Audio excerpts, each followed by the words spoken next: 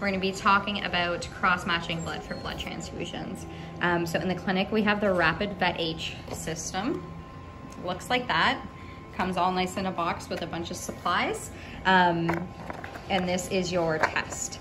Now, this test is for both dogs and cats. You are gonna wanna make sure you type them first and then proceed with the cross-match.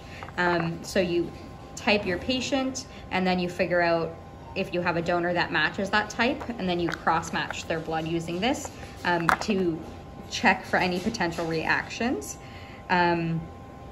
This lets us know if the blood is compatible or incompatible.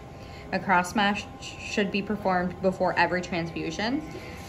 Say it's a cat with type A blood and it has antibodies to type B antigens, then basically it's a mismatch of transfusion and you could kill the patient. So you want to make sure you're always checking A, your blood type, and then B, your cross-matching to help minimize any of the risk. Now to run this, you are going to want to use a purple top tube to collect your blood in from both your patient, both your donor and your recipient. And to just kind of make things a little easier, we will be using the terms donor and recipient just so we can keep everybody kind of separated and figure out what we're doing. So now this cross-match kit I've already used. I've already done a cross-matching with this. I don't really want to waste a test. So we're going to go over how to do the process with this test. Now I know it looks confusing. There's 1, 2, 3, 4, 5, 6, 7 different slots, different tubes. And then these correspond. So the blue top is the blood prep tube. Then you have your positive control, your reaction, and your negative control. And then you have your positive control gel, your reaction gel, and your negative control gel. So in order to read the results, it's only this reaction gel tube that you'll be reading your results from. But you need to make sure your controls are working, and it is a multiple step process. So the first thing you're gonna do is with your donor blood, you're gonna use whole blood. So you're gonna use the whole blood. Where with the recipient blood, you're going to spin and use the plasma of your recipient for this testing. So the first thing you do is you take 2 drops of your donor blood, and you're gonna, this kit does come with pipettes and things like that, and you are going to put it into the blue top. Okay, your 2 drops into the blue top, and then you're gonna, gently invert it several times to mix it thoroughly, and then we're gonna place it back in the stand. And then using your pipette, you're gonna place 4 drops of the recipient's serum or plasma into the yellow reaction tube. Okay, because this is going to be your recipient. So we want to see if this blood is the one that's reacting. Then what you're going to do is from your blood prep tube, you're going to take it out. You're going to put 2 drops of this into the yellow reaction tube. You're going to put 2 drops of this blue one into the red positive control, as well as 2 drops into the green.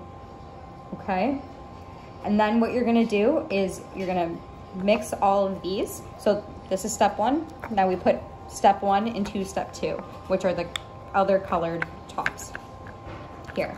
So we invert them to mix, and then we let it stand for 5 minutes at room temperature.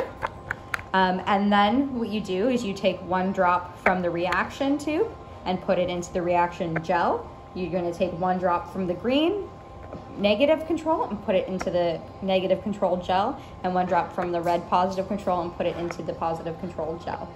Okay, so initially you're putting, 4 drops into here, and you're putting two drops into here, and then you're mixing them together, and then you kind of are just moving, moving forward. So this one goes this way, this they go that way, and then with your samples. Okay, so with these, they are gel. So these ones are like a liquid. You can see when you mix it, it is like a liquid here, in here. If I can find the camera, yeah, it's like a liquid. Whereas your These are gels. So whenever you take your reaction tube sample and you put it into your reaction gel, your negative control into the gel and your positive control into the gel, you then spin these in a centrifuge, the gel tubes, for a G force of 6,500, and the Rapid VH box does have a guide based off of which centrifuge you have that I'll tell you. Now these two, the negative control and the positive control, are controlled gels. They need to react appropriately, and then you know your test is still functioning. This is your control. If they do not react appropriately, then disregard the entire test. Something was incorrect, whether the storage of the package was wrong, it's expired, or the steps weren't followed correctly. You're gonna completely get rid of them after you take them out of the spinner. Now, if the negative control and the positive control both look the way they should, then you're gonna wanna read just the reaction gel. Just this one tube out of all of them is what's telling you if the cross match is good or not. And how you tell that is based off of where the blood sits compared to the gel in the tube. Okay? Let me see if I can stand this up. So there's different options.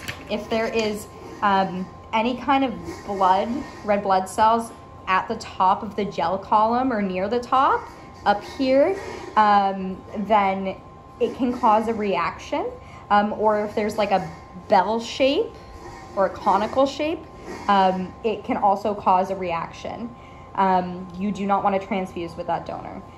Whereas if the majority of the red blood cells are near the bottom of the gel column, and there's no firm line of agglutination, so see how these are all at the bottom?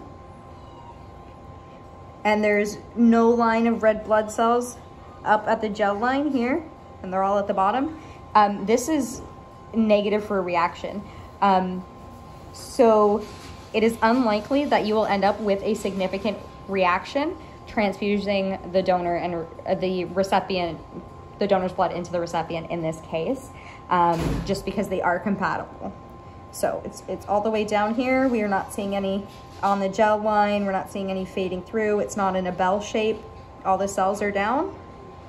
And that means this is good to go ahead and transfuse.